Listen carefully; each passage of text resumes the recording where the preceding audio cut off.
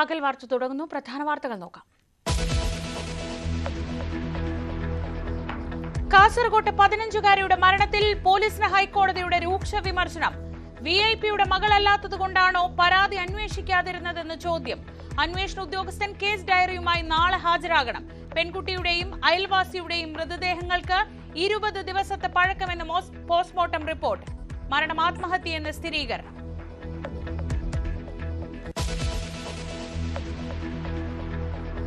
സംസ്ഥാനം ലഹരിയുടെ പിടിയിൽ. ഇന്നും വ്യാപക ലഹരി വേട്ട. കരിപ്പൂരിൽ നിന്ന് പിടികൂടിയത് 1.5 കിലോ MDMA.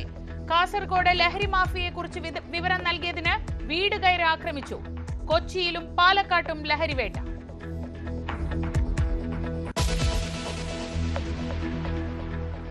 ലഹരി വ്യാപനത്തിൽ ഗവർണറും ഇടപെടുന്നു. എന്ത് നടപടിയെടുത്തെന്ന് DGP റിപ്പോർട്ട് നൽകണം. ലഹരി ആക്ഷൻ പ്ലാൻ സംബന്ധിച്ച് മുഖ്യമന്ത്രി DGP ചർച്ച ഉടൻ.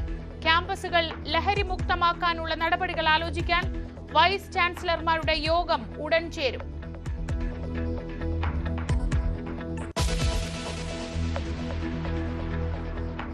ജാതി വിവേചനത്തിൽ മാറ്റി നിർത്തിയ കഴക ജീവനക്കാരനെ തിരികെ നിയമിക്കും. കൂടൽമാണിക്യ ക്ഷേത്ര ഭരണസമിതിയുടെ തീരുമാനം വിവാദത്തിന് പിന്നാലെ. പ്രതിഷേധിച്ചാൽ തന്ത്രിമാർക്കെതിരെ നടപടിയെന്ന് ദേവസ്വം ചെയർമാൻ. ദേവസ്വം ബോർഡ് വിശദീകരണം നൽകണമെന്ന് മനുഷ്യാവകാശ കമ്മീഷൻ. തന്ത്രിമാർക്ക് അഹങ്കാരം പാടില്ലെന്ന് വെള്ളാപ്പള്ളി നടേശൻ.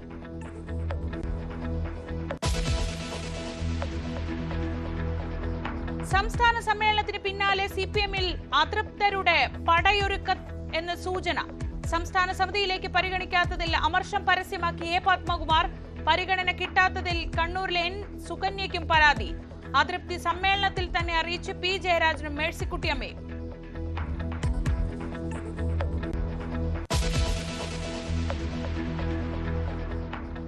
ആശാ സമരം പാർലമെന്റിലും. ലോക്സഭയിൽ ഉന്നയിച്ചത് KC വേണുഗോപാലും ശശി തരൂരും. രാജ്യസഭയിൽ ഉന്നയിച്ച് BJP MP രേഖാ ശർമ്മ. സമരം 29ാം ദിവസവും സെക്രട്ടേറിയറ്റിന് മുന്നിൽ.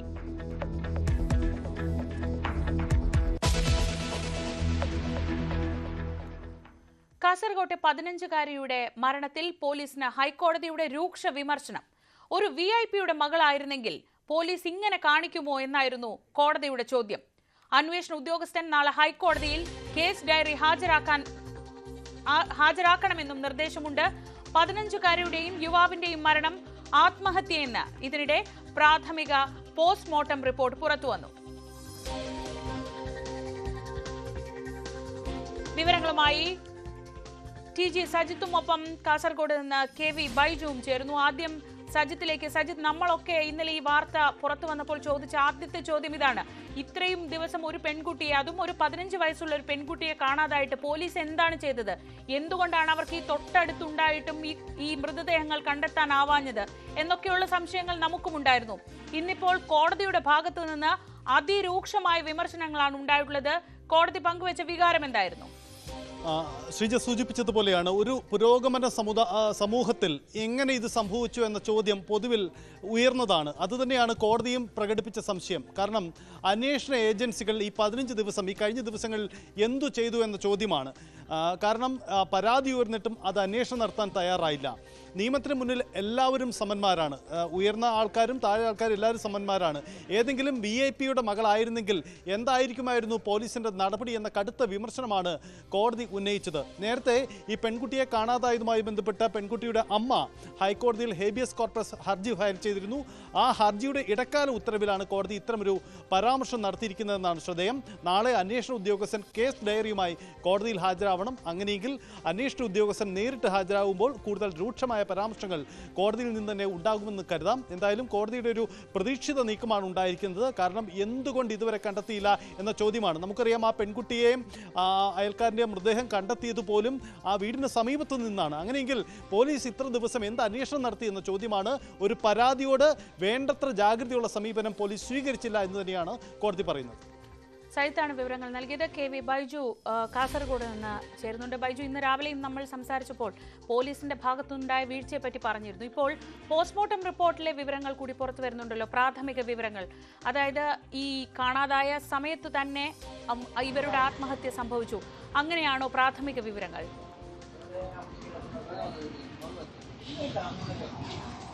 തീർച്ചയായും അങ്ങനെയാണ് ശ്രീജ. ഇപ്പോൾ പോസ്റ്റ്മോർട്ടം റിപ്പോർട്ട് പ്രാഥമികമായി വരുമ്പോൾ നമുക്ക് മനസ്സിലാക്കാൻ സാധിക്കുന്നത്, അതായത് ആത്മഹത്യ ആണെന്നാണ് ഇപ്പോൾ പ്രാഥമികമായും സ്ഥിരീകരിച്ചിട്ടുള്ളത്. അതിനപ്പുറം ഇതിൽ കൂടുതൽ ഈ മരണ കാരണം കണ്ടെത്തുന്നതിനേക്കായുള്ള തെളിവുകളൊന്നും തന്നെ ഇപ്പോൾ പോസ്റ്റ്മോർട്ടത്തിൽ റിപ്പോർട്ട് ഇല്ല എന്നതാണ്. അതുകൊണ്ട് തന്നെയാണ് ആന്തരിക അവയവങ്ങൾ ഇപ്പോൾ ഇത്തരത്തിൽ ഫോറൻസിക് പരിശോധനയ്ക്ക് അയച്ചിട്ടുള്ളത്. ആ ഫോറൻസിക് പരിശോധന ഫലം വന്നാൽ മാത്രമേ ഇനി ഈ കാര്യത്തിൽ ഏതെങ്കിലും തരത്തിൽ മറ്റ് സംഭവങ്ങളൊക്കെ ഇതിൽ പുറത്തു വരുമെന്നാണ് ഇപ്പോൾ പോലീസ് പറയുന്നത്. നിലവിൽ എന്താണ് ഈ ആത്മഹത്യക്ക് കാരണം എന്ന കാര്യത്തിൽ ഇതൊരു വ്യക്തത വന്നിട്ടില്ല. അതിനൊപ്പം തന്നെ സജിത്ത് സൂചിപ്പിച്ചതുപോലെ തന്നെ ഈ കേസിൽ പോലീസിന്റെ ഭാഗത്തു നിന്നും വലിയ വീഴ്ച വന്നിട്ടുണ്ട്. അത് ഏതായാലും ഹൈക്കോടതി വരെ രൂക്ഷമായ വിമർശനം ഉന്നയിക്കുന്ന സാഹചര്യം കൂടി ഉണ്ടായിട്ടുണ്ട്. കാരണം 26 ദിവസം കഴിഞ്ഞിട്ടാണ് ഒരു പ്രായപൂർത്തിയാവാത്ത പെൺകുട്ടി, അതായത് 10ാം ക്ലാസ് പരീക്ഷ നടക്കുന്ന സമയത്ത് രാവിലെ ഉറങ്ങി എണീക്കുമ്പോൾ വീട്ടുകാർ ആ മകളെ കാണാത്തൊരവസ്ഥ. അപ്പോൾ തന്നെ കുമ്പള പോലീസിൽ പരാതി നൽകി. പക്ഷേ പിന്നീട് അത് സംബന്ധിച്ച് 26 ദിവസം വേണ്ടി വന്നു ഇവരുടെ ഈ പെൺകുട്ടിയെ കണ്ടെത്താൻ, മൃതദേഹമായെങ്കിലും അങ്ങനെ കണ്ടെത്താൻ. വീടിന് സമീപത്ത്, അതായത് 200 മീറ്റർ മാത്രം മാറിയാണ് ഈ മൃതദേഹം ഉണ്ടായതും. അതുകൊണ്ട് തന്നെ വലിയ തോതിലുള്ള വിമർശനം ഈ പോലീസിനെതിരെ ഇപ്പോൾ ഉയർന്നിട്ടുണ്ട്. ഈ നമുക്ക് മറ്റൊരു വിവരം പുറത്തു വരുന്നത്, ചൈൽഡ് ലൈന് യുവാവിനെ കുറിച്ച് നേരത്തെ ഒരു പരാതി ലഭിച്ചിട്ടുണ്ടെന്നാണ്. ആ ചൈൽഡ് ലൈനിന്റെ ഭാഗത്തു നിന്നും ഇതിന് കാര്യമായ ഒരു നടപടി ഉണ്ടായിട്ടില്ല എന്ന കാര്യം കൂടി ഇപ്പോൾ പുറത്തു വരുന്നുണ്ട്. എന്തായാലും ഇത് സംബന്ധിച്ച് 26 ദിവസം വേണ്ടി വന്നു പോലീസിനൊന്ന് ഉണർന്ന് പ്രവർത്തിക്കാൻ. ആ ഒരു മകളെ കാണാതെ ആ അമ്മ അവസാനം ഹൈക്കോടതിയെ സമീപിക്കേണ്ടി വന്നു. നമ്മൾ ആ ദൃശ്യങ്ങളിലൊക്കെ കണ്ടാണ് വീട്ടിൽ പോയത്. കോടതിയുടെ ഭാഗത്തു നിന്നാണ് അവസാനമായി ഒരു വാക്ക്, ഒരു നീതിയുടെ ശബ്ദം ഉയരുക. പോലീസിനോട് കോടതി ചോദിച്ച ചോദ്യം പ്രസക്തമാണ്. ഒരു VIP-യുടെ മകളായിരുന്നെങ്കിൽ ഇങ്ങനെ ആയിരിക്കുമോ പോലീസ് പെരുമാറുക എന്ന ആ ചോദ്യത്തിന് നാളെ ഉത്തരം പറയേണ്ടി വരും. മലപ്പുറം താനൂരിൽ നിന്ന് പെൺകുട്ടികളെ കാണാതായ സംഭവത്തിൽ തുടരന്വേഷണത്തിന് പോലീസ്. കുട്ടികളെ കണ്ടെത്തിയ മുംബൈയിൽ പോലീസ് സംഘം വീണ്ടും എത്തി അന്വേഷണം നടത്തും. പെൺകുട്ടികൾ പോയ ബ്യൂട്ടി പാർലർ കേന്ദ്രീകരിച്ചും അന്വേഷണം ഉണ്ടാകും. മുംബൈയിൽ പ്രാദേശികമായ ആരെങ്കിലും ഈ കുട്ടികളെ സഹായിച്ചോ എന്നതും അന്വേഷിക്കുമെന്ന് SP പറഞ്ഞു. മുംബൈയിലേക്ക് ടീം പോകുന്നുണ്ട്. അത് എന്നാ ട്രാവൽ പ്ലാൻ എന്നാ ഷെഡ്യൂൾ ചെയ്തിരിക്കണെന്ന് അറിയില്ല. ടുഡേ ഓർ ടുമോറോ ഏതെങ്കിലും ഒരു ദിവസം തന്നോട് സ്പീക്ക് ചെയ്യാൻ ഇൻസ്ട്രക്ഷൻ കൊടുത്തു. അതിനാണ് ഞങ്ങൾ ഒരു ടീമിനെ അയക്കുന്നത്. തീർച്ചയായിട്ടും കുറച്ച് അഭ്യൂഹങ്ങളോ അതുമായിട്ട് ബന്ധപ്പെട്ട എല്ലാം ക്ലാരിറ്റി വരുത്തണം. ഇപ്പോൾ investigation team will be travelling എന്നാന്നുള്ളത് വി ക്യാൻ ഗെറ്റ് ഫ്രം. ലഹരിക്കണ്ണികൾ പൊട്ടിക്കാൻ പോലീസ്.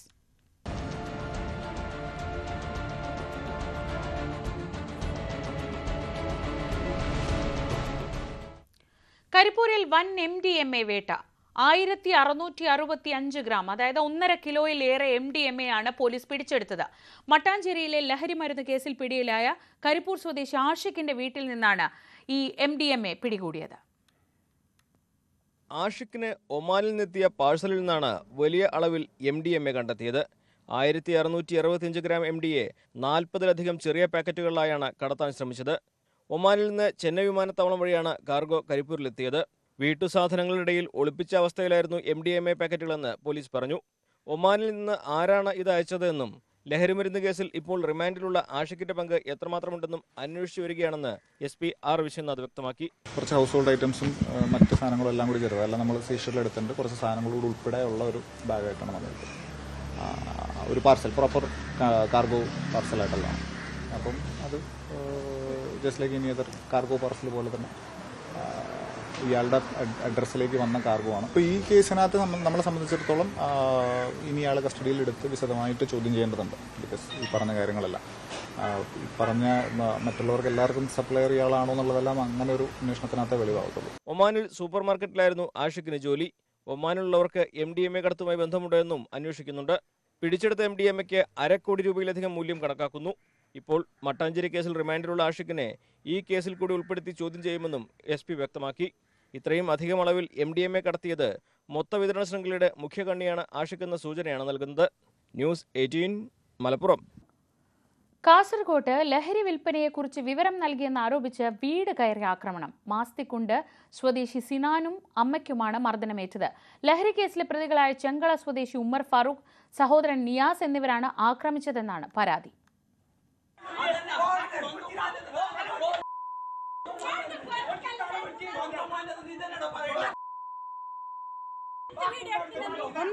മാസ്തിക്കുണ്ടിലെ ആൾതാമസമില്ലാത്ത വീട് കേന്ദ്രീകരിച്ച് ലഹരി വിൽപ്പന നടക്കുന്നുവെന്ന ആരോപണം നേരത്തെ ഉയർന്നതാണ്. കഴിഞ്ഞ ദിവസം ആദൂർ പോലീസ് ഈ വീട്ടിൽ പരിശോധന നടത്തി 3 പേരെ പിടികൂടിയിരുന്നു. ഇതിന്റെ വൈരാഗ്യമാണ് ആക്രമണത്തിന് പിന്നിൽ. പോലീസിന് വിവരം ചോർത്തി നൽകിയെന്നാരോപിച്ചാണ് വീട് അടിച്ചും എറിഞ്ഞും തകർത്തത്. ആക്രമണത്തിൽ ബി അഹമ്മദ് സിനാൻ, മാതാവ് ബി സൽമ എന്നിവർക്ക് പരിക്കുപറ്റി. ഇവർ ചെങ്കള ആശുപത്രിയിൽ ചികിത്സയിലാണ്.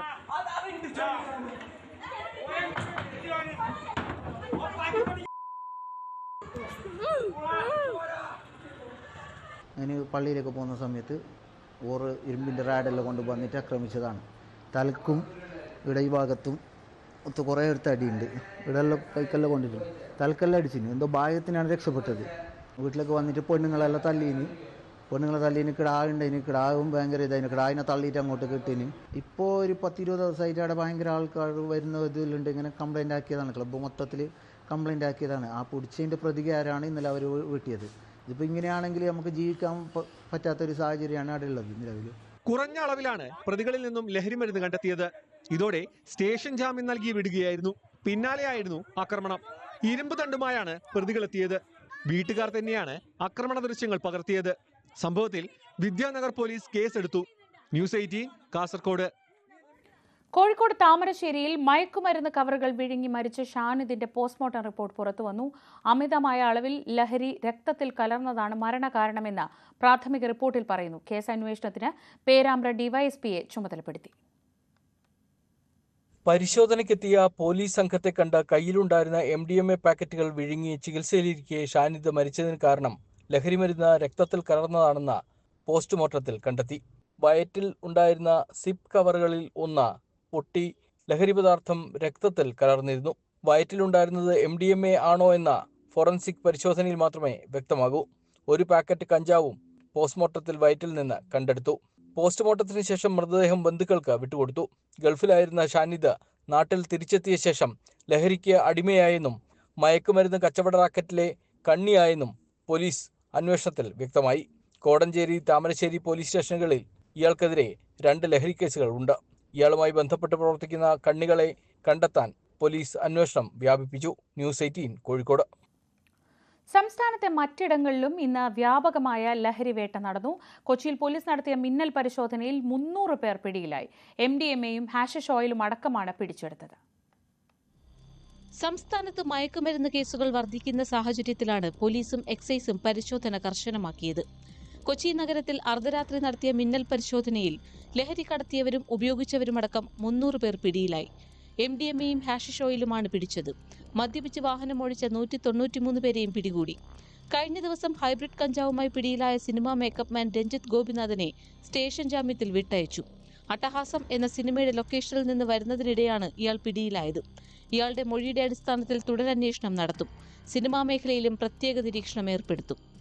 ആലപ്പുഴ എഴുപുന്ന സ്വദേശി അമൽ ജോസിയും 2 കിലോ കഞ്ചാവുമായി കൊച്ചിയിൽ പിടിയിലായി. പാലക്കാട് ബീഹാർ സ്വദേശി താമസിച്ചിരുന്ന വീട്ടിൽ നിന്നാണ് 1.25 കിലോ കഞ്ചാവ് പിടിച്ചത്. ഇതര സംസ്ഥാന തൊഴിലാളികൾക്ക് വിതരണം ചെയ്യാൻ എത്തിച്ചതാണിത്. ഇയാൾ കഞ്ചിക്കോട് വസ്തു വാങ്ങി ആഡംബര വീട് നിർമ്മിച്ചു വന്നിരുന്നതായും പോലീസ് പറയുന്നു. ഇതര സംസ്ഥാനങ്ങളിൽ നിന്ന് വ്യാപകമായി കേരളത്തിലേക്ക് കഞ്ചാവും മയക്കുമരുന്നും എത്തുന്നുണ്ട്. ഈ സാഹചര്യത്തിൽ ട്രെയിനുകൾ കേന്ദ്രീകരിച്ചും പരിശോധന കർശനമാണ്. News desk, news 18. സംസ്ഥാനത്തെ ലഹരി വ്യാപനത്തിൽ ഇടപെട്ട് ഗവർണർ രാജേന്ദ്ര അല്ലേക്കർ നിലവിലെ സാഹചര്യം സ്വീകരിച്ച നടപടികളും വിശദീകരിച്ച് റിപ്പോർട്ട് നൽകാൻ ഗവർണർ DGPക്ക് നിർദ്ദേശം നൽകി. സംസ്ഥാന വ്യാപകമായി നടപ്പാക്കേണ്ട ആക്ഷൻ പ്ലാൻ തയ്യാറാക്കിയ DGP മുഖ്യമന്ത്രിയുമായി ചർച്ച നടത്തിയ ശേഷം റിപ്പോർട്ട് ഗവർണർക്ക് കൈമാറും. ക്യാമ്പസുകൾ ലഹരിമുക്തമാക്കുന്നതിനുള്ള നടപടികൾ ആലോചിക്കാൻ ഗവർണർ വൈസ് ചാൻസലർമാരുടെ യോഗവും വിളിച്ചിട്ടുണ്ട്. അത് ഉച്ചയ്ക്ക് ശേഷം ചേരും. ലഹരി മാഫിയയെ കരുതിയിരിക്കണമെന്ന് പാണക്കാട് സയ്യിദ് സാദിഖ് അലി ശിഹാബ് തങ്ങൾ. മാഫിയകൾക്കെതിരെയും മഹല്ല് കമ്മിറ്റികളും സംഘടനകളും ബോധവൽക്കരണം നടത്തണമെന്നും അദ്ദേഹം ആവശ്യപ്പെട്ടു. ചെമ്മാട് ദാറുൽ ഹുദ റമദാൻ പ്രഭാഷണ പരമ്പരയുടെ സമാപന സമ്മേളനം ഉദ്ഘാടനം ചെയ്ത് സംസാരിക്കുകയായിരുന്നു അദ്ദേഹം. ലഹരിയുടെയും മയക്കുമരുന്നിൻ്റെയും ആ ഒരു പിടിയിൽ അകപ്പെട്ടുകൊണ്ട് സമൂഹം തന്നെ ഏറെ പ്രയാസപ്പെടുന്ന ദിനരാത്രങ്ങളിലൂടെയാണ് നമ്മൾ പോകുന്നത്. അതിനെതിരെ ശക്തമായി കരുതിയിരുന്നു കൊണ്ട് തന്നെ നമുക്ക് മുന്നോട്ട് പോകണം. ഇവിടെ ഉസ്താദ് നേരത്തെ ഇവിടെ സൂചിപ്പിച്ചതുപോലെ അതിനെ നമ്മൾ നിസ്സാരമായി കണ്ടുകൂടാ. പ്രത്യേകിച്ച് ചെറിയ കുട്ടികളെയാണ് ഇതൊക്കെ ബാധിക്കുന്നതെന്ന് വരുമ്പോൾ അതുണ്ടാക്കുന്ന ദൂരവ്യാപകമായിട്ടുള്ള പ്രത്യാഘാതങ്ങൾ. അപ്പോൾ അതിനെതിരെ നമ്മൾ വീട്ടിൽ നിന്ന് തന്നെ അതിൻ്റെ ഒരു ശ്രദ്ധ നമ്മൾ തുടങ്ങേണ്ടതുണ്ട് എന്നുള്ളത് തന്നെയാണ്. ഇരിങ്ങാലക്കുട കൂടൽ മാണിക്യം ക്ഷേത്രത്തിലെ ജാതി വിവേചനം വിവാദമായതോടെ ബാലുവിനെ കഴകക്കാരനായി തന്നെ നിയമിക്കാൻ ദേവസ്വം ബോർഡ് തീരുമാനം. സംഭവത്തിൽ മനുഷ്യാവകാശ കമ്മീഷൻ സ്വമേധയാ കേസെടുത്തു. തന്ത്രിമാർക്കെതിരെ നടപടി വേണമെന്ന് SNDP യോഗം ജനറൽ സെക്രട്ടറി വെള്ളാപ്പള്ളി നടേശൻ ആവശ്യപ്പെട്ടു. ദേവസ്വം റിക്രൂട്ട്മെന്റ് ബോർഡ് നടത്തിയ പരീക്ഷ ജയിച്ച് കഴകം തസ്തികയിൽ നിയമിതനായ പിന്നാക്ക സമുദായക്കാരനെ തന്ത്രിമാരുടെ പ്രതിഷേധത്തെ തുടർന്ന് ജോലിയിൽ നിന്നും മാറ്റി നിർത്തിയ സംഭവത്തിലാണ് മനുഷ്യാവകാശ കമ്മീഷന്റെ ഇടപെടൽ. മാധ്യമ വാർത്തകളുടെ അടിസ്ഥാനത്തിൽ സ്വമേധയാ കേസെടുത്ത കമ്മീഷൻ 2 ആഴ്ചയ്ക്കകം അന്വേഷണ റിപ്പോർട്ട് ആവശ്യപ്പെട്ടു. കൊച്ചിൻ ദേവസ്വം ബോർഡ് കമ്മീഷണറോടും കൂടൽമാണിക്യം എക്സിക്യൂട്ടീവ് ഓഫീസറോടുമാണ് റിപ്പോർട്ട് നൽകാൻ നിർദ്ദേശം നൽകിയത്. വിവേചനം വിവാദമായതോടെ ബാലുവിനെ കഴകം ജോലിയിൽ തിരികെ നിയമിക്കാനാണ് ബോർഡ് തീരുമാനം. സഹകരിച്ചില്ലെങ്കിൽ തന്ത്രിമാർക്കെതിരെ നടപടിയെടുക്കുമെന്ന് ദേവസ്വം ചെയർമാൻ അറിയിച്ചു. ജാതി വിവേചനത്തിൽ പ്രതിഷേധം കെട്ടടങ്ങുന്നില്ല. തന്ത്രിമാരുടെ ചിന്ത കാലഹരണപ്പെട്ടതെന്നും നടപടി വേണമെന്നും വെള്ളാപ്പള്ളി നടേശൻ ആവശ്യപ്പെട്ടു. അമ്പലത്തിലുള്ള പൂജാതി കർമ്മങ്ങൾ നടത്താൻ ഇരുന്ന് അതൊരു സ്ട്രൈക്ക് പോലെ വന്നപ്പോൾ കുടൽമാണിക്യം ക്ഷേത്രത്തിലെ ഭരണാധികാരികൾ അവിടെ പഠിക്കുന്നവർ ഇടപെട്ട് താൽക്കാലികമായി ഒരു വെടിനിർത്തൽ പോലെ ഈ കഴകംകാരനെ ഓഫീസിലേക്ക് മാറ്റിയിട്ട് മറ്റൊരു വാരിനെ അവിടെ വെച്ചുകൊണ്ട് തൽക്കാലം സമരം ഒഴിവാക്കിക്കൊണ്ട് ആ പ്രതിസന്ധി താൽക്കാലികമായി ഒഴിവാക്കി. വിവേചനത്തിനെതിരെ വിവിധ രാഷ്ട്രീയ നേതാക്കളും ശക്തമായ പ്രതിഷേധവുമായി രംഗത്തു വന്നു. തന്ത്രിമാരുടെ നടപടി അധാർമികമാണെന്ന ശ്രീനാരായണ ധർമ്മസംഘം ട്രസ്റ്റ് പ്രസിഡന്റ് സ്വാമി സച്ചിദാനന്ദ കഴിഞ്ഞ ദിവസം വിമർശിച്ചിരുന്നു. ഫെബ്രുവരി 24-നാണ് തിരുവനന്തപുരം ആര്യനാട് സ്വദേശി ബാലുവിനെ കൂടൽമാണിക്യം ക്ഷേത്രത്തിൽ കഴകക്കാരനായി നിയമിച്ചത്. വാര്യർ കുടുംബത്തിനാണ് കഴകത്തിനുള്ള അധികാരമെന്ന് വാദിച്ചായിരുന്നു തന്ത്രിമാരുടെ പ്രതിഷേധം.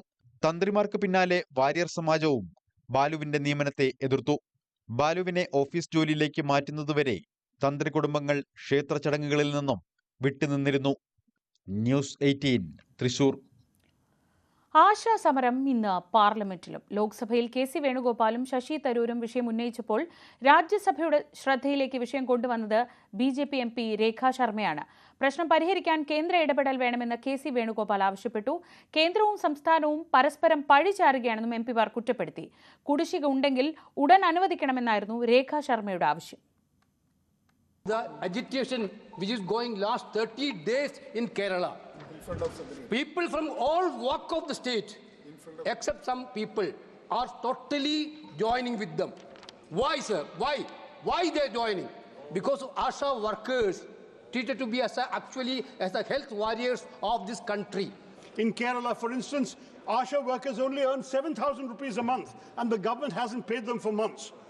ASHA workers have staged nationwide protests over the years, demanding official employee status, payment of arrears, better working conditions, retirement benefits, and access to mental and social security services. For these works, they have protested in my constituency in front of the Secretariat. Their ongoing protests highlight the systemic undervaluation of community health workers in India, and in particular in Kerala. സമ്മേളനം കഴിഞ്ഞപ്പോൾ പ്രതിഷേധ സമ്മേളനം.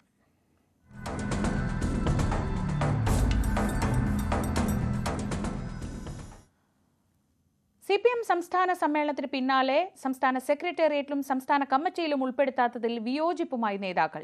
P. ജയരാജനും മേഴ്സിക്കുട്ടിയമ്മയും സംസ്ഥാന കമ്മിറ്റിയിൽ തന്നെ വിയോജിപ്പ് അറിയിച്ചു. സംസ്ഥാന കമ്മിറ്റിയിലേക്ക് പരിഗണിക്കാതിരുന്നതിൽ കണ്ണൂരിൽ നിന്നുള്ള N. സുകന്യയുടെ ഫേസ്ബുക്ക് പോസ്റ്റും ചർച്ചയാവുകയാണ്. സംസ്ഥാന സെക്രട്ടേറിയറ്റിൽ ഇനിയൊരു അവസരമില്ലെന്ന തിരിച്ചറിവാണ് P. ജയരാജന്റെ അതൃപ്തിക്ക് കാരണം. സംസ്ഥാന സമിതിയിൽ പുതിയ സെക്രട്ടേറിയറ്റിന്റെ പാനൽ അവതരിപ്പിച്ചപ്പോൾ വിയോജിപ്പ് ജയരാജൻ തുറന്നു പറഞ്ഞു. പാനൽ പുനഃപരിശോധിക്കണം, അതിന് തയ്യാറല്ലെന്ന് നേതൃത്വം വ്യക്തമാക്കി. അതോടെയാണ് എതിർപ്പുണ്ടെങ്കിലും എതിർത്ത് വോട്ട് ചെയ്യുന്നില്ലെന്ന് ജയരാജൻ പറഞ്ഞത്. സംസ്ഥാനത്ത് CPMന്റെ വനിതാ നേതാക്കളിൽ ഏറ്റവും സീനിയറാണ് കൊല്ലത്ത് നിന്നുള്ള മേഴ്സിക്കുട്ടിയമ്മ. P. ജയരാജനും മേഴ്സിക്കുട്ടിയമ്മയും സംസ്ഥാന സമിതിയിൽ വന്നത് 1998-ലാണ്. രണ്ടുപേരെയും സെക്രട്ടേറിയറ്റ് ഉൾപ്പെടുത്തിയില്ല. നിലപാടുകൾ തുറന്നു പറയാൻ നേരത്തെ മടികാട്ടിട്ടില്ലാത്ത മേഴ്സിക്കുട്ടിയമ്മ സംസ്ഥാന സമിതിയിലും പാർട്ടി തീരുമാനത്തിലെ വിയോജിപ്പ് രേഖപ്പെടുത്തി. ഓരോ അനീതിയിലും നീ കോപത്താൽ വിറയ്ക്കുന്നുണ്ടെങ്കിൽ നീ എന്റെ സഖാവാണ്. സംസ്ഥാന സമ്മേളനം അവസാനിച്ചതിന് പിന്നാലെ കണ്ണൂർ ജില്ലാ കമ്മിറ്റി അംഗം N. സുകന്യ ചെഗുവേരയുടെ വാചകങ്ങൾ ഫേസ്ബുക്കിൽ കുറിച്ചു. സംസ്ഥാന സമിതിയിൽ ഉൾപ്പെടാത്തതിലുള്ള അതൃപ്തിയാണെന്ന് അതും വ്യാഖ്യാനിക്കപ്പെട്ടു. എന്നാൽ അത് മാധ്യമ വ്യാഖ്യാനം മാത്രമെന്നാണ് സുകന്യ ഇപ്പോൾ പറയുന്നത്. ആരാണ് പ്രതീക്ഷിച്ചിരുന്നത്? മാധ്യമങ്ങൾ, നിങ്ങളെ ഞാൻ കുറ്റം പറയില്ല, കാരണം വാർത്ത കൊടുക്കുക എന്നുള്ളത് നിങ്ങളുടെ ഉത്തരവാദിത്വമാണ്. അപ്പോൾ നിങ്ങൾക്ക് ചില പേരുകളും മറ്റു കാര്യങ്ങളും പറയേണ്ടി വരും. അതല്ലാതെ പാർട്ടിക്കകത്ത് അങ്ങനെ ഒരു രീതിയില്ല. ആരെങ്കിലും ഇതിനകത്ത് എന്തെങ്കിലും ഒന്ന് പ്രതീക്ഷിച്ച് അല്ല ഇതിന് അങ്ങനെ വരികയും ചെയ്യാൻ പാടില്ല എന്നുള്ളതാണ് എന്റെ അഭിപ്രായം. CPM സംസ്ഥാന സമിതിയിൽ പിണറായി വിജയൻ കഴിഞ്ഞാൽ സീനിയർ M. വിജയകുമാറാണ്. 1978 പിണറായി സംസ്ഥാന സമിതിയിലെത്തിയത്. വിജയകുമാർ 84-ലും.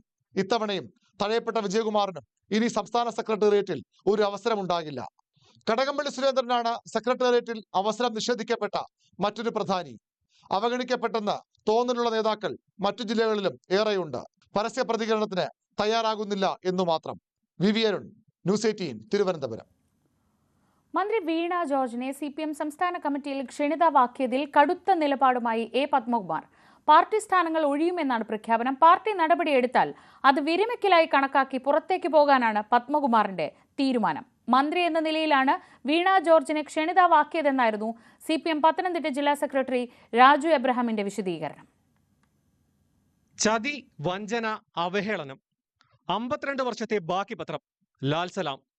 മന്ത്രി വീണ ജോർജിനെ CPM സംസ്ഥാന കമ്മിറ്റിയിൽ ക്ഷണിതാവാക്കിയതിന് പിന്നാലെ താടിക്ക് കൈകൊടുത്തിരിക്കുന്ന ചിത്രത്തോടൊപ്പം A. പത്മകുമാർ ഫേസ്ബുക്കിൽ കുറിച്ച വരികളാണിത്.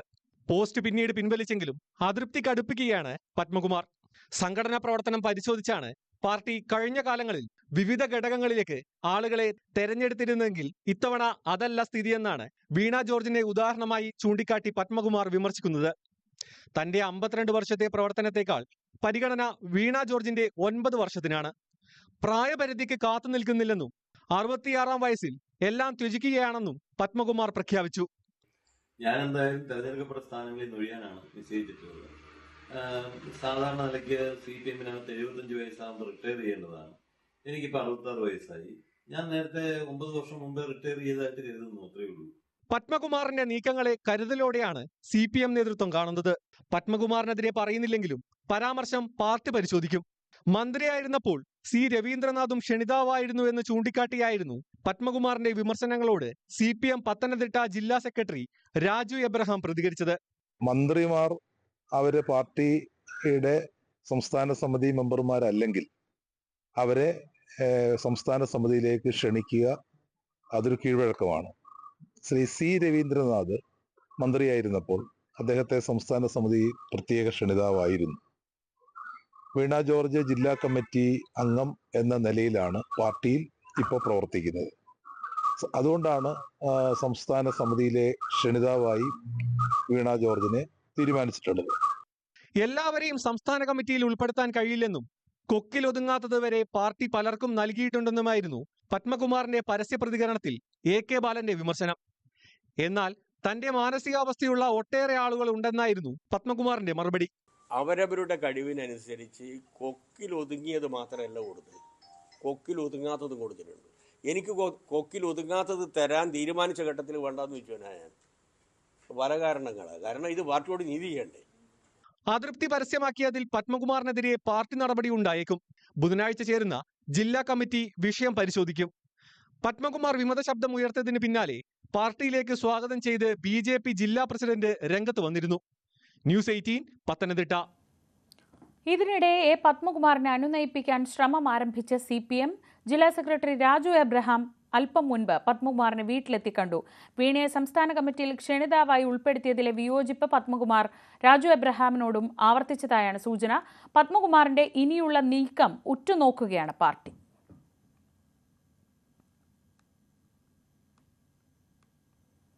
പാർട്ടി സംസ്ഥാന സെക്രട്ടേറിയറ്റിൽ എത്തിയത് ഉയർന്ന ഉത്തരവാദിത്വമെന്ന് CPM എറണാകുളം ജില്ലാ സെക്രട്ടറി CN മോഹനൻ. പാർട്ടി പ്രവർത്തനത്തിന് ലഭിച്ച അംഗീകാരമാണിത്. എറണാകുളം ജില്ലയിൽ പുതിയ സെക്രട്ടറി വരും. പ്രാപ്തരായ ഒട്ടേറെ സഖാക്കൾ ഉണ്ടെന്നും CN മോഹനൻ പറഞ്ഞു.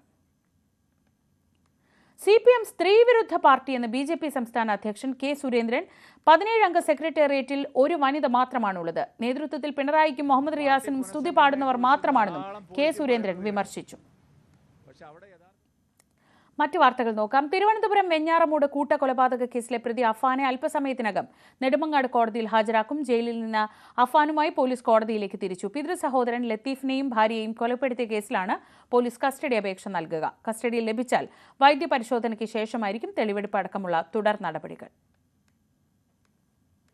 സംസ്ഥാന അധ്യക്ഷനെ ചൊല്ലിയുള്ള അഭ്യൂഹങ്ങൾക്കിടെ ബി.ജെ.പി. കോർ കമ്മിറ്റി യോഗം കൊച്ചിയിൽ പുരോഗമിക്കുന്നു. ബി.ജെ.പി. സംസ്ഥാന പ്രഭാരി പ്രകാശ് ജാവ്ദേക്കർ, സംസ്ഥാന അധ്യക്ഷൻ കെ സുരേന്ദ്രൻ, വി മുരളീധരൻ, ശോഭാ സുരേന്ദ്രൻ തുടങ്ങിയവരും യോഗത്തിൽ പങ്കെടുക്കുന്നുണ്ട്.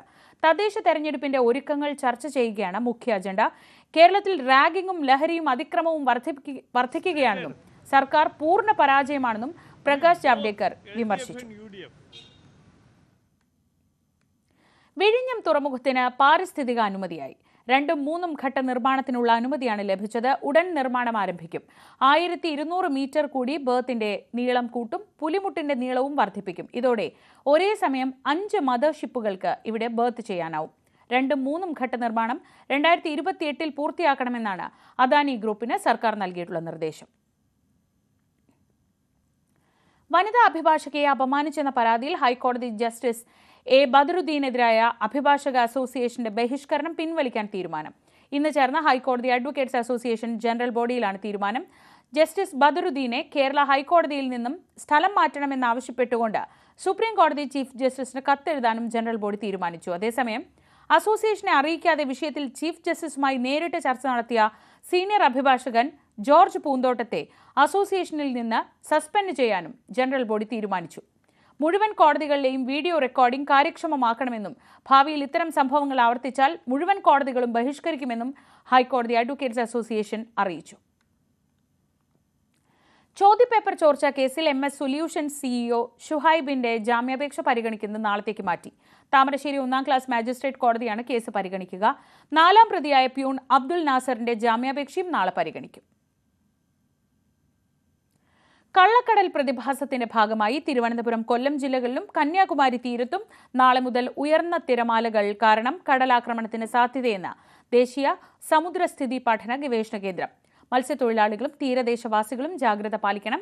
ചെറിയ വള്ളങ്ങളും ബോട്ടുകളും കടലിലേക്ക് ഇറക്കുന്നത് ഒഴിവാക്കണമെന്ന് മുന്നറിയിപ്പുണ്ട്. ഈ മുന്നറിയിപ്പ് പിൻവലിക്കുന്നതുവരെ ബീച്ചുകൾ കേന്ദ്രീകരിച്ചുള്ള വിനോദസഞ്ചാരം ഉൾപ്പെടെ എല്ലാ പ്രവർത്തനങ്ങളും ഒഴിവാക്കാനും നിർദ്ദേശമുണ്ട്. നാളെ തിരുവനന്തപുരം, കൊല്ലം, പത്തനംതിട്ട ജില്ലകളിൽ നേരിയ മഴയ്ക്കും സാധ്യതയുണ്ട്. ഹംപി കൂട്ടബലാത്സംഗ കേസിൽ 3ാമത്തെ പ്രതിയും പിടിയിൽ. തമിഴ്നാട്ടിൽ നിന്നാണ് ശരണപ്പ എന്നയാളെ പിടികൂടിയത്. സംഭവത്തിൽ കൂടുതൽ പേർക്ക് പങ്കുണ്ടോ എന്നും അന്വേഷിക്കും. ഗംഗാവതി സ്വദേശികളായ നിർമ്മാണ തൊഴിലാളികളാണ് പ്രതികളെന്ന് പോലീസ് കണ്ടെത്തിയിരുന്നു. സംഭവം നടന്ന സനാപൂർ തടാകത്തിന് സമീപത്തുള്ള ദുർഗമ്മ ക്ഷേത്രത്തിന് മുന്നിലെ CCTV ദൃശ്യങ്ങളാണ് പ്രതികളുടെ സാന്നിധ്യം ഉറപ്പിക്കാൻ പോലീസിന് തുണയായത്. തുടർന്ന് നടത്തിയ അന്വേഷണത്തിൽ പ്രതികളായ ചേതൻ സായ്, ഹാൻഡി മലേഷ് എന്നിവരെ പോലീസ് പിടികൂടിയെങ്കിലും 3ാമൻ ശരണപ്പ കാണാമറയത്തായിരുന്നു. സംസ്ഥാനത്തിനകത്തും പുറത്തും നടത്തിയ വ്യാപക തെരച്ചിലിനൊടുവിലാണ് ശരണപ്പയെ തമിഴ്നാട്ടിൽ നിന്നും പിടികൂടിയത്. പ്രതിയെ തമിഴ്നാട്ടിലേക്ക് കടക്കാൻ മറ്റാരെങ്കിലും സഹായിച്ചിട്ടുണ്ടോ, സംഭവത്തിൽ കൂടുതൽ പേർക്ക് പങ്കുണ്ടോ തുടങ്ങിയ കാര്യങ്ങളിൽ അന്വേഷണം തുടരുകയാണ്. കൂട്ടബലാത്സംഗം നടക്കുന്നതിന് 10 ദിവസം മുൻപ് പ്രതികൾ മാല പൊട്ടിക്കൽ ശ്രമം നടത്തിയതായും പോലീസ് കണ്ടെത്തി. കൂട്ടബലാത്സംഗ കേസിന്റെ പശ്ചാത്തലത്തിൽ സംസ്ഥാനത്തെ വിനോദസഞ്ചാര കേന്ദ്രങ്ങളിൽ സുരക്ഷ വർദ്ധിപ്പിച്ചു. ലോക ടൂറിസം ഭൂപടത്തിൽ ഇടം നേടിയ ഹംപി ഉൾപ്പെടെയുള്ള വിനോദസഞ്ചാര കേന്ദ്രങ്ങളിലെ നിലവിലെ സുരക്ഷാ വീഴ്ചകൾ പരിശോധിച്ച് പരിഹാരം കണ്ടെത്തുമെന്ന് കർണാടക മുഖ്യമന്ത്രി സിദ്ധരാമയ്യ അറിയിച്ചു. വ്യാഴാഴ്ച രാത്രിയാണ് ഇസ്രായേൽ സ്വദേശിനിയും ഹോം സ്റ്റേ നടത്തിപ്പുകാരിയും കൂട്ടബലാത്സംഗത്തിന് ഇരയായത്. യുവതികൾക്കൊപ്പമുണ്ടായിരുന്ന യുവാക്കളെ തുംഗഭദ്ര കനാലിലേക്ക് തള്ളിയിട്ട ശേഷമായിരുന്നു ആക്രമണം. കനാലിലേക്ക് വീണ US പൗരനടക്കം 2 പേർ നീന്തി രക്ഷപ്പെട്ടെങ്കിലും ഒഡീഷ സ്വദേശിയായ യുവാവ് മുങ്ങി മരിക്കുകയായിരുന്നു. National desk, news 18. Mark Carney കാനഡയുടെ പ്രധാനമന്ത്രിയാകും. സാമ്പത്തിക മാന്ദ്യത്തിന്റെ കാലത്ത് കാനഡയ്ക്ക് താങ്ങായത് ബാങ്കിംഗ് വിദഗ്ധനായ മാർക്ക് കാർണിയുടെ തന്ത്രങ്ങളായിരുന്നു.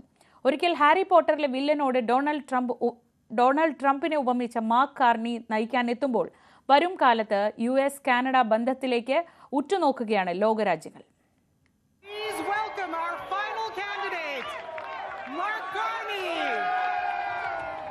പലതരം പ്രതിസന്ധികൾ നേരിടുന്ന കാനഡയെ നയിക്കാൻ ക്രൈസിസ് മാനേജർ എന്ന് പ്രശംസിക്കപ്പെട്ട മാർക്ക് കാർണി എത്തും. കാനഡയുടെ 24ാമത്തെ പ്രധാനമന്ത്രി ഹാർവാർഡിലും ഓക്സ്ഫോർഡിലും പയറ്റിത്തെളിഞ്ഞ സാമ്പത്തിക വിദഗ്ധനാണ്. ഭരണകക്ഷിയായ ലിബറൽ പാർട്ടി അംഗങ്ങൾക്കിടയിൽ നടന്ന തെരഞ്ഞെടുപ്പിൽ മുൻ ധനമന്ത്രി ക്രിസ്റ്റ്യ freelance Kareena Gould, Frank Bayliss എന്നിവരെ ബഹുദൂരം പിന്നിലാക്കിയാണ് മാർക്ക് കാർണിയുടെ മുന്നേറ്റം. 1.5 ലക്ഷം പേർ പങ്കെടുത്ത വോട്ടെടുപ്പിൽ 1,31,674 വോട്ട് നേടി 85.9% വോട്ട് സ്വന്തമാക്കിയാണ് ലിബറൽ പാർട്ടി നേതൃത്വത്തിലേക്ക് തിളക്കമാർന്ന ജയം. US കാനഡ ബന്ധം വഷളായ ഘട്ടത്തിലാണ് നയിക്കാൻ മാർക്ക് കാർണി എത്തുന്നത്. താരിഫ് യുദ്ധത്തിൽ ബാങ്ക് ഓഫ് കാനഡയുടെ പഴയ ഗവർണറുടെ തന്ത്രങ്ങൾ എന്താകും? അടിക്ക് തിരിച്ചടി തന്നെയാണ് ലൈനെന്ന് മാർക്ക് കാർണിയുടെ ആദ്യ പ്രതികരണങ്ങളിൽ വ്യക്തം. 2008 സാമ്പത്തിക മാന്ദ്യത്തിൽ കാനഡയെ താങ്ങി നിർത്തി മിടുക്ക് തെളിയിച്ചിട്ടുണ്ട് മാർക്ക് കാർണി. അന്ന് 42 വയസ്സ് മാത്രമുണ്ടായിരുന്ന മാർക്ക് കാർണി ബാങ്ക് ഓഫ് ഇംഗ്ലണ്ടിന്റെ 300 വർഷത്തെ ചരിത്രം പിന്നീട് തിരുത്തി. ബ്രിട്ടീഷുകാരനല്ലാത്ത ആദ്യ ഗവർണറായി. പരിചയസമ്പന്നനായ ഈ എക്കണോമിസ്റ്റിന് പക്ഷേ പൊതുരംഗത്ത് ഭരണ ചുമതല ആദ്യമാണ്. പുതിയ കാലത്തെ വെല്ലുവിളികളോട് പടവെട്ടാൻ പോന്ന കരുത്തനാണോ മാർക്ക് കാർണി എന്ന് കാത്തിരിക്കണം. News desk, news 18. പകൽ വാർത്ത പൂർണ്ണമാവുന്നു. സകലമാന കേരളം കാണാം. രഞ്ജിത് രാമചന്ദ്രൻ ചേരും.